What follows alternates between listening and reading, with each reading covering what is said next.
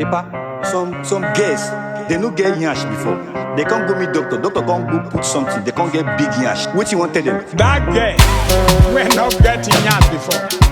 He come meet doctor, may put something so that he will get Nyash. Fire go damage your head if you not repent. Too much of everything is bad. You gotta use your konuche. You're number 6. Eventually. You no get the money, them go talk. If you come get money, okunu kanu. Telling me wetin I go do, make them no talk. Telling me wetin I go do, make them no yap me. Telling me wetin I go do, make them no talk. Telling me wetin I go do, make them no yap no. Make I follow woman, no make them talk. I have been around the world, I've never seen a man when no like Nyash. Your Nyash is a key point.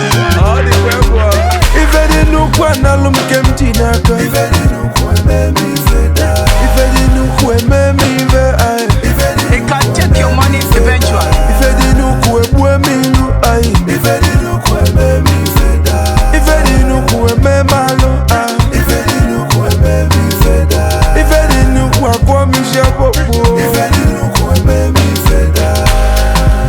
Fire go damage that in Nyash forever if you not repent. Yeah, for vanishing. Umuwani akati boy, ndio chonga noko. Lekwe mi bomb. Umuwani okwego, ndilo westi yo. Lekwe mi melo mano. Ndio gentuke o. Lekwe mi bomb. Yelele, tomorrow na my birthday o.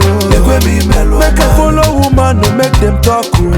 I have been around the world, I've never seen a man when no like Nyash. Get it? You don't know why you do If I didn't know what Jema